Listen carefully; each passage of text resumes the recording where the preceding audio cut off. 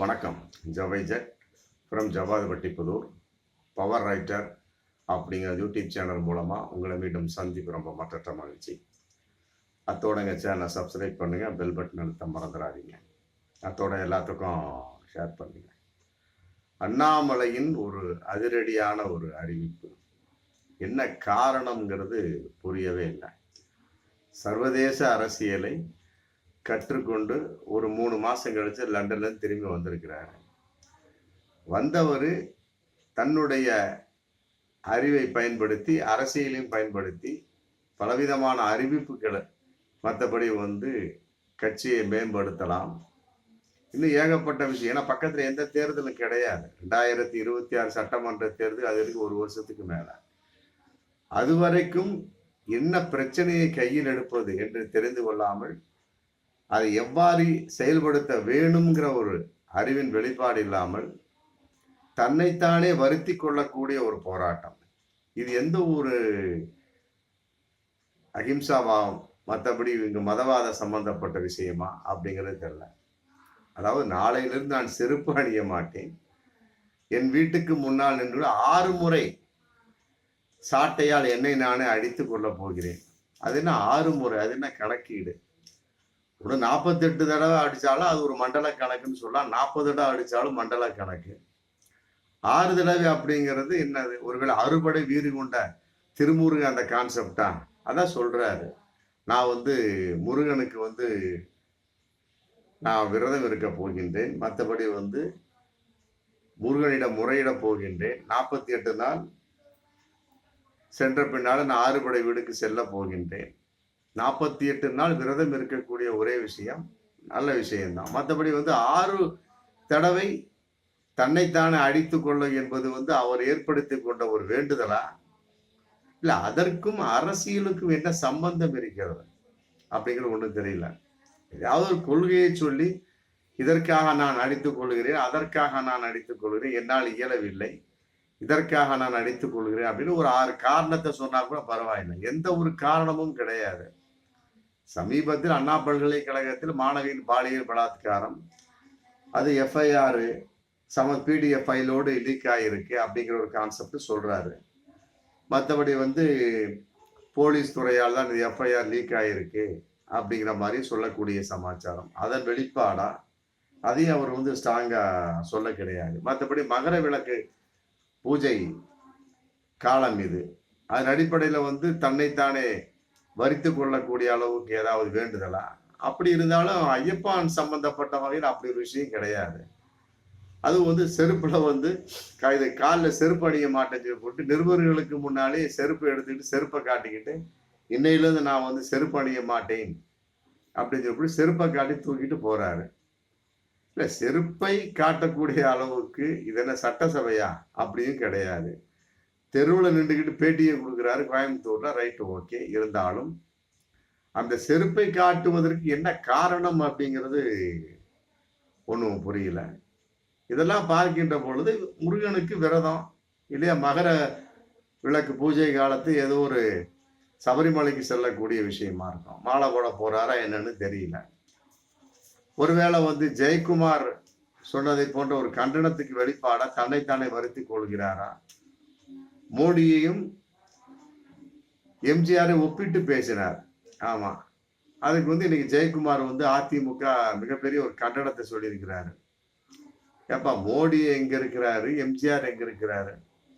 மோடி மதவாத அரசியல் கும்பலின் தலைவர். அவர் எம்ஜிஆர் மத நல்லிணக்க கும்பலின் ஒரு தலைவர். இஸ்லாமியர்கள், கிறிஸ்துவர்கள், இந்து மக்கள் எல்லோரும் அனைத்து மதத்தினரும் போற்றிய ஒரு அற்புதமான ஒரு காலத்தை வென்ற தலைவர்னா எம்ஜிஆர் தான். Right, okay. ஆனா மோடி அப்படி கிடையாது. மதவாத கும்பல், RSS கும்பலுடைய ஒரு தலைவர் அவர். இன்னைக்கு மதவாத விஷயத்தை கையில் எடுத்துக்கிட்டு இன்னைக்கும் தன்னுடைய கட்சியை நடத்தி கொண்டிருக்கிறார். எங்கு சென்றாலும் அவருடைய ஏதோ ஒரு வகையில அவர் பரப்பி விட்ட மதவாதத்தினுடைய வெளிப்பாடாங்களே தெரியல. அங்கங்க இஸ்லாமிய வெறுப்பு பிரச்சாரங்கள், மற்றபடி மசூதியை நோன்றது, இது எங்க இருக்கான்னு நடந்துக்கிட்டு தான் இருக்கு. அப்படி இருக்கக்கூடிய சமயத்துல மோடியையும் எம்ஜிஆரையும் எவ்வாறு ஒப்பிட்டு பேச முடியும் அப்படிங்கிறது தெரியல. இதுக்கிடையில இரட்டை இலை சம்பந்தப்பட்ட வகையில ஏகப்பட்ட ஒரு பிரச்சனையும் போயிட்டு இருக்கு. அதாவது வந்து இரட்டை இலை சம்பந்தப்பட்டது இன்னைக்கு நிலைக்குமா அப்படிங்கிற கேள்வி இன்னைக்கு போயிட்டு கே.சி. பழனிசாமி போட்ட வழக்கு, வழக்கறிஞர் ராம்குமார் ஆதித்தன் போட்ட வழக்கு, புகழேந்தி போட்ட வழக்கு எல்லாமே வந்து டெல்லி ஹைகோர்ட்ல வந்து போடப்பட்டு இன்னைக்கு 3 பேருமே விசாரணைக்கு ஆஜராகி வந்திருக்காங்க. அதன் அடிப்படையில் ஏதாவது அதிமுகவோடு ஒட்டுதலும் இல்லை, உறவாடலும் இல்லை சொல்லிட்டு இருக்கிறாரு. இருந்தாலும் வந்து எடப்பாடி பழனிசாமியோடு ஒட்டுக்கிடக்கூடிய சூழல் இருக்கிறதா அப்படிங்கிறதும் தெரியல. எந்த ஒரு நிலைப்பாடுமே இல்லாத அளவுக்கு தன்னைத்தானே வருத்தி கொள்ளக்கூடிய அளவுக்கு என்ன இருக்கு அப்படிங்கிறது மிகப்பெரிய ஒரு கேள்வி. அதையெல்லாம் விட அவருடைய ஒரு நிலைப்பாடே வந்து இன்னைக்கு தரிகுணத்துவமா இருந்துட்டு இருக்கு. 2026 சட்டமன்ற தேர்தலுக்கு பின்னால் கட்டாயமாக அவர்களுடைய பதவி தூக்கி எறியப்படும். அவர் வந்து பாஜக மாநில தலைவராக முடியாது அப்படிங்கிற மாதிரி ஒரு தகவல் இன்னைக்கு போயிட்டு இருக்கு. அதை வந்து திருச்சி சூர்யா அப்பட்டமா சொல்லியிருக்கிறாரு. அவர் இன்னைக்கு மிகப்பெரிய ஒரு எக்ஸ்தலத்துல ஒரு 2-3 நாளாவே 6 கேள்விகள், 7ஆம் கேள்வி, 8ஆம் கேள்வி போட்டுட்டு வந்துட்டு இருக்கிறாரு.